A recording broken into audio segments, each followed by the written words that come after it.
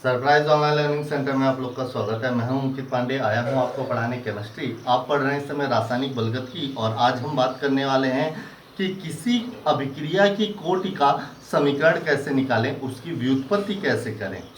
तो आज हम सीखेंगे कौन कौन से, जो कि बहुत ही इंपॉर्टेंट है कि कोटि के बेस में शून्य कोटि और प्रथम कोटि, इसका समीकरण कैसे निकाला जाए और इसके ग्राफ क्या होंगे। मैंने चर्चा किया था कि इसके ग्राफ के बारे में भी चर्चा होगी, तो इसके ग्राफ कैसे निकाले जाएंगे वो उसके बारे में भी चर्चा होगी, इसकी कोटि क्या होगी, और साथ ही साथ इनके अर्ध आयु काल क्या होंगे, अर्ध आयु काल। अब ये क्या होता है ये भी आज की क्लास में हम जानेंगे। तो देखते हैं, चलिए शुरू करते हैं। तो सबसे पहले हमें अभिक्रिया की कोटि के समीकरण का निर्धारण करना है, और जिसकी शुरुआत हम करेंगे शून्य कोटि की अभिक्रिया से। यानी हमारा सबसे पहले हम शुरू करेंगे शून्य कोटि की अभिक्रिया का समीकरण। यहां से हम शुरू करेंगे, इसके समीकरण की व्युत्पत्ति करेंगे, ग्राफ बनाएंगे और अर्धायु काल बनाएंगे। तो चलिए शुरू करते हैं। तो अगर कोई शून्य कोटि अभिक्रिया है तो हम क्या लिख लेते हैं, माना, यहां से हम लिखना शुरू करेंगे, माना कोई अभिकारी अणु, अभिकारी अणु कैपिटल ए प्रारंभिक सांद्रता, प्रारंभिक समय, माफ करिएगा, प्रारंभिक समय यानी t बराबर 0 सेकेंड पर, प्रारंभिक समय पर उसकी सांद्रता A मोल लीटर इनवर्स थी। यदि t सेकेंड पश्चात, यदि t सेकेंड पश्चात उसकी सांद्रता में परिवर्तन, उसकी सांद्रता में परिवर्तन x, अगर हम कहें कि उसकी सांद्रता में परिवर्तन x मोल लीटर इनवर्स हो, मोल लीटर इनवर्स हो तो ठीक। अब माना वह रासायनिक समीकरण निम्न प्रकार से, देखिए अभी तक तो हम थ्योरी और उसका बेस बना रहे हैं। अब यहाँ पे हमने क्या किया, अगर अभिकारी अणु ए है तो हमें नहीं मतलब कि उत्पाद क्या होगा, उत्पाद कुछ भी हो सकता है। और कह रहा है कि प्रारंभ में इसकी सांद्रता कितनी थी, 1 मोल लीटर इनवर्स थी। t समय पश्चात, यहाँ लिखेंगे t समय या t सेकेंड पश्चात, कह रहा है कि t सेकेंड पश्चात यदि उसकी सांद्रता में परिवर्तन x मोल लीटर इनवर्स हो, तो अगर x इसका परिवर्तन होगा तो जाहिर सी बात है a में से कितना निकल जाएगा, x निकल जाएगा। यानी उसकी अंतिम सांद्रता कितनी होगी, t समय पश्चात अंतिम सांद्रता यहाँ लिख सकते हैं, यहाँ पे लिख सकते थे प्रारंभ में सांद्रता, तो प्रारंभ में सांद्रता a हुआ, उत्पाद से हमें कोई लेना देना नहीं है। तो यहां तक तो हमने भूमिका बना दी। अगर ये समीकरण शून्य कोटि की, यदि यह अभिक्रिया, अब यहां से लिखेंगे यदि यह अभिक्रिया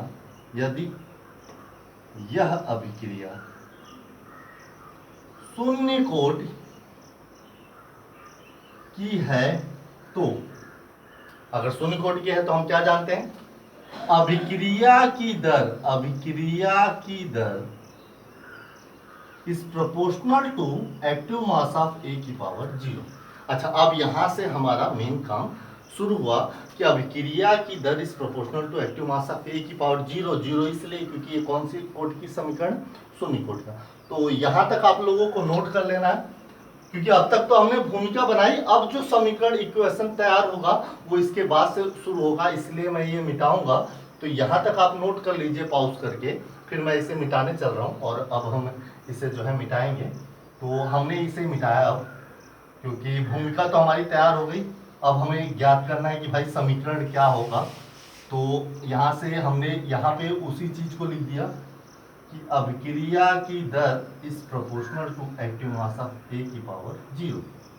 दो भागों में बढ़ रहा है, एक इधर बता दूंगा उसके बाद इधर। तो अब चूंकि अभिक्रिया की दर प्रोपोर्शनल टू अगर हटा दें तो एक नियतांक के आ जाएगा, एक नियतांक के आ जाएगा, और एक्टिव मास ऑफ ए की पावर 0 का तो कोई तात्पर्य है ही नहीं, तो ये तो 1 हो जाएगा, क्योंकि किसी की भी घात शून्य तो क्या हो जाएगा, 1 हो जाएगा। जहां के क्या है, जहां के वेग स्थिरांक है, क्या है, वेग स्थिरांक है। ठीक, अब पूछ रहा है, अब हम जानते हैं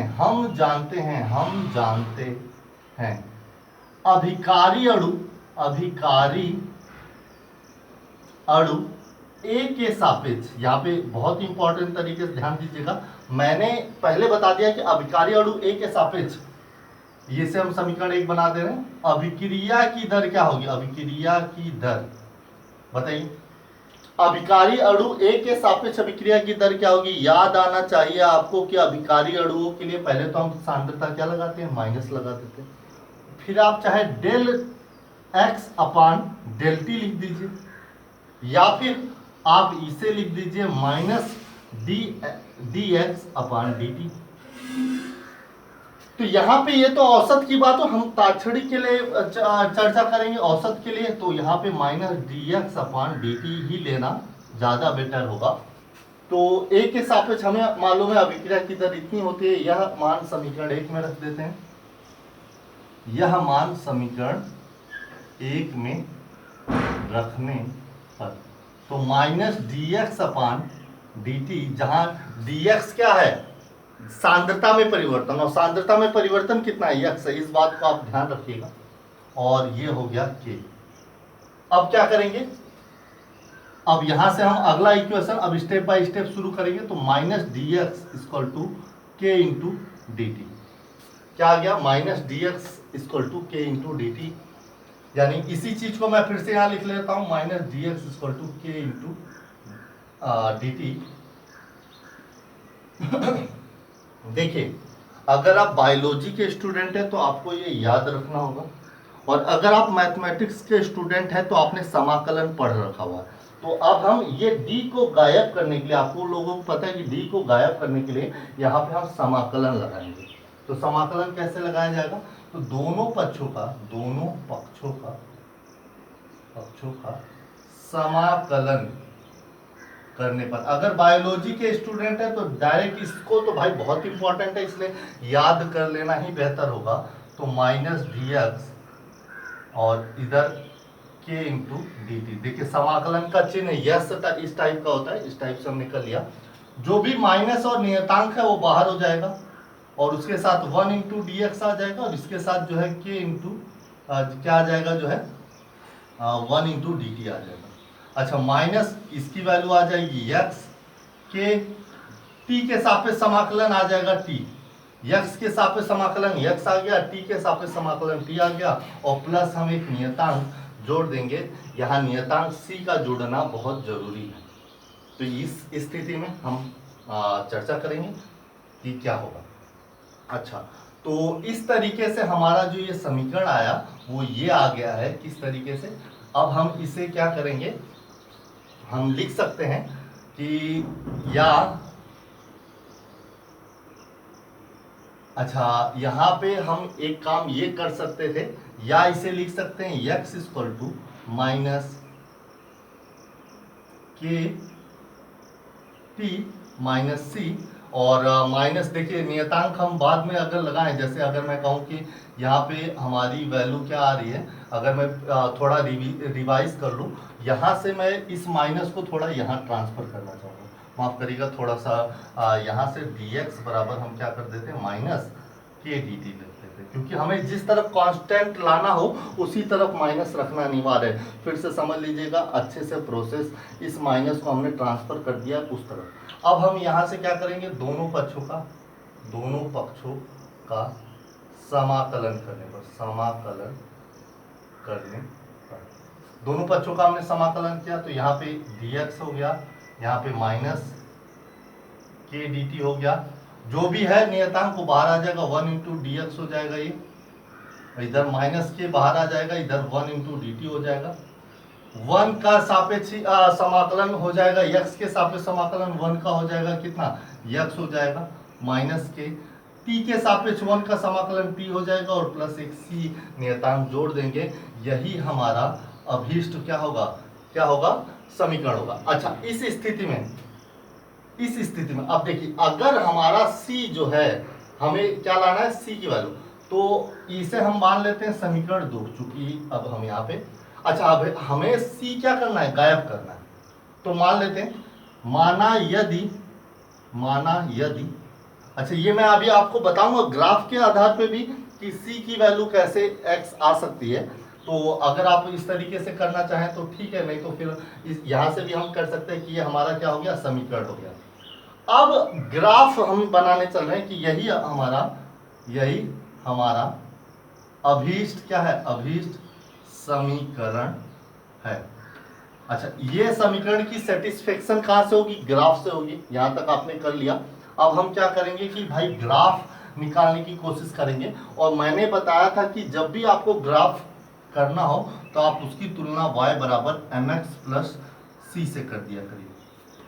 तो यहाँ पे देखिए y की किसके सापेक्ष हो जाएगा, यक्स यानी सांद्रता परिवर्तन, यानी यहाँ पे हम सांद्रता के बारे में कर लेते हैं। ये हो गया हमारा सांद्रता, और यम हमारा हो जाएगा माइनस के, और यक्स की जगह हो जाएगा टी यानी समय, और c क्या होगा, अंताखंड हो जाएगा हमारा, मान लेते हैं यहाँ, तो यहाँ से लेके यहाँ तक की वैल्यू क्या होगी, c। अब इस आधार पर हम देखिए एक अंताखंड काटेंगे यहाँ से यहाँ तक, और जिसकी ढाल क्या होगी, ढाल होगी कितनी, माइनस के, जिसकी ढाल कितनी होगी, माइनस के। तो ये हमारा ग्राफ बन रहा है। अब चूंकि अंतःखंड, देखिए चूंकि अंतःखंड C क्या प्रदर्शित कर रहा है कि ये है, यहाँ पे क्या है, शून्य, यानी यहाँ पे समय शून्य है, तो उस समय सांद्रता यानी अंतःखंड किसके बराबर, C के बराबर है। और C हमारा क्या प्रदर्शित कर रहा है कि अंतःखंड C इस पोजीशन पर अगर ये C है जीरो समय पे, तो जीरो समय पर रहने वाली जो भी सांद्रता है वो प्रारंभिक सांद्रता है। तो अंतःखंड C वास्तव में प्रारंभिक सांद्रता को प्रदर्शित करे, सांद्रता को प्रदर्शित कर रही है। तो प्रारंभिक सांद्रता यानी C बराबर स्मॉल a, यही हम लिए थे प्रारंभिक सांद्रता, अगर आपको बात याद होगी तो यहाँ से हमने क्या कर दिया कि अतः समीकरण क्या हो जाएगा हमारा, अतः समीकरण हमारा हो जाएगा x बराबर माइनस के टी प्लस ए, यही हमारा अभीष्ट शून्य कोटि का समीकरण है, यह हमारा हो जाएगा शून्य। तो यहाँ पे हम ध्यान दीजिएगा, यहाँ पे x क्या है हमारा अंतिम सांद्रता हो गया है, और a हमारा क्या है, जो है प्रारंभिक सांद्रता है। इस बात को आप लोग जो है ध्यान रखिएगा इस स्थिति को। तो यहाँ से हम इसे रख सकते हैं, आपने इसे अच्छे से क्लियर कर लिया। अब हम बात करने चल रहे हैं कि या फिर हम इसे लिख सकते हैं, या फिर हम इसे क्या लिख सकते हैं कि minus k t equal to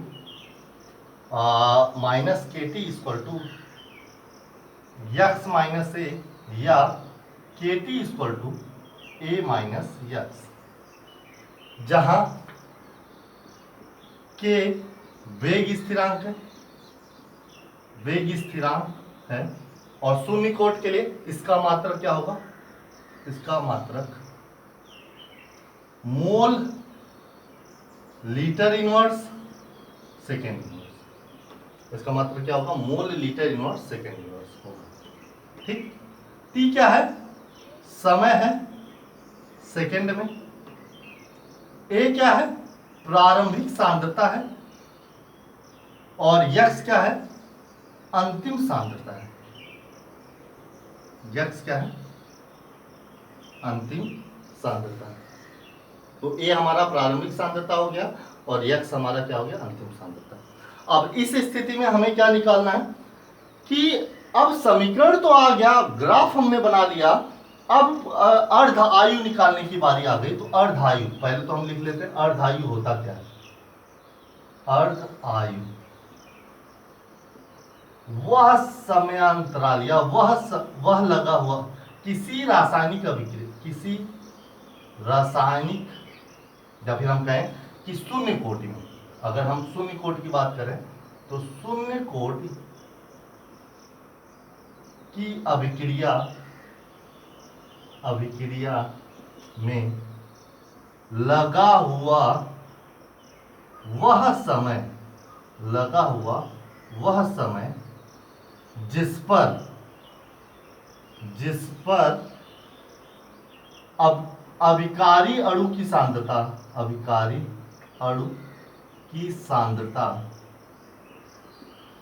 प्रारंभिक सांद्रता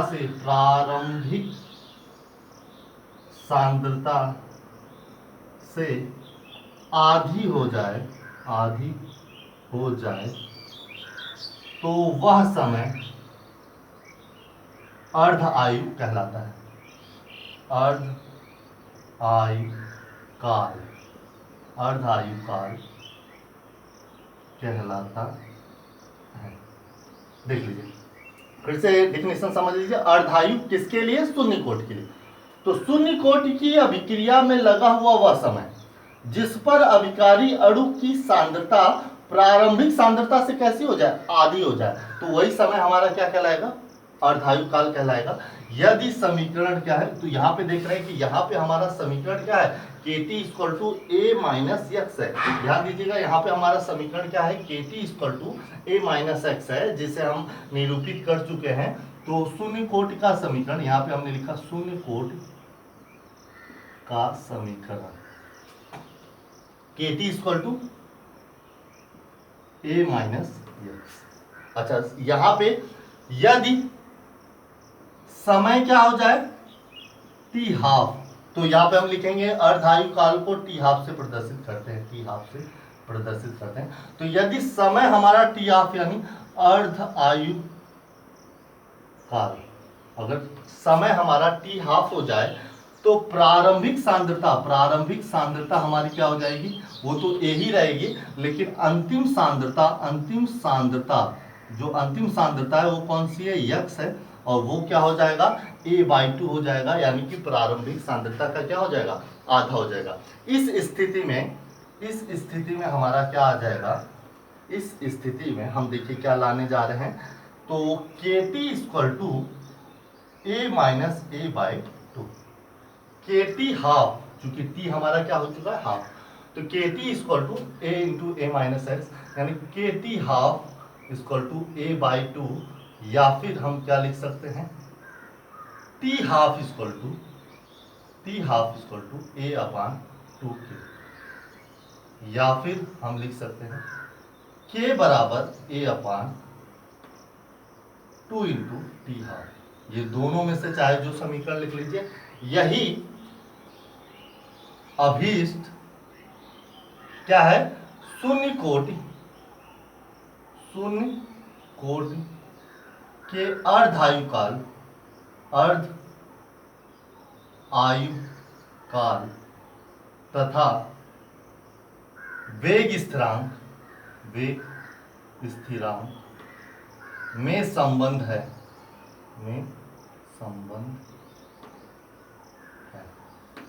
तो ये हमारा आ गया अभीष्ट शून्य कोटि तथा अर्धायु काल में अभीष्ट संबंध। तो उम्मीद करता हूँ आप लोगों को ये अच्छे से समझ में आ गया होगा। तो आज के लिए बस इतना ही। आगे कल हम जानेंगे प्रथम कोटि की समीकरण क्या होता है, उसका ग्राफ क्या बनेगा, उसका अर्धायु काल क्या होगा, और उसके अर्धायु काल तथा वेग स्थिरांक में क्या संबंध होगा। तब तक आप लोग अच्छे से पढ़ते रहिए। Take care, all the best.